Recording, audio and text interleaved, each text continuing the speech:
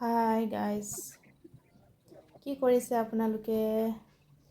আৰু এয়া মই বনাই আছোঁ এটা ভেনিলা কেক।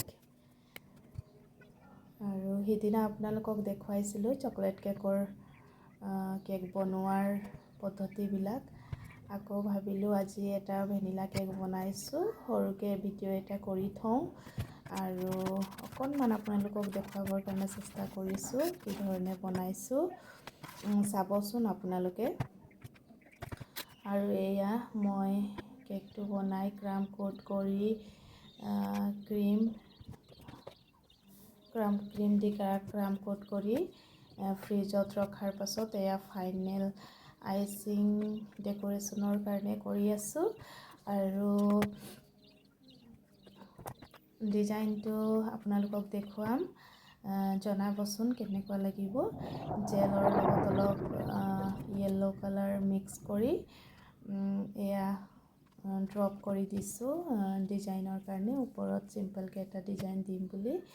আৰু কাষ্টমাৰে ইমান ডিজাইন এটা নালাগে বুলি কৈছিলে, ৰ'জ কেইটামান থাকিলে হ'ব বুলি কৈছিলে। আৰু সেইটোৰ কাৰণে মই ৰ'জ বনাইছোঁ,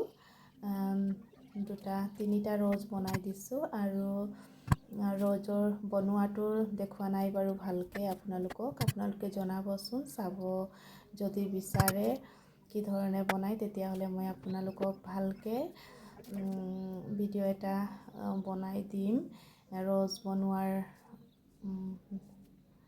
কেনেধৰণে মই ৰ'জ বনাওঁ। আৰু আজিকালি ইউটিউব, ফেচবুক চবতে দেখিবলৈ পোৱা যায় বাৰু বনোৱাটো। তথাপিও আপোনালোকে ক'লে মই বনাই দিবলৈ চেষ্টা কৰিম। আৰু এয়া মই ৰেড স্প্ৰে অকণমান মাৰি দিছোঁ ৰ'জকেইটাত। আৰু এয়া চুগাৰ বলছবিলাক, গল্ডেন চুগাৰ বল ছাইডত দিছোঁ আৰু চিলভাৰ চুগাৰ বলছকেইটা ওপৰত অলপ দি দিছোঁ। হেপী বাৰ্থডে টেগটো লগাই দিছোঁ।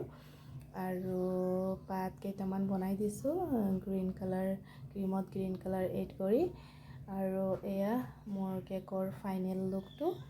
অৱশ্যে কেইদিনমান হ'ল কেকটো বনোৱা, আজি ভিডিঅ'টোহে দিবলৈ পৰা নাছিলোঁ আৰু আজি দিলোঁ। জনাবচোন আপোনালোকে কেনেকুৱা লাগিছে কেকটোৰ ডিজাইন।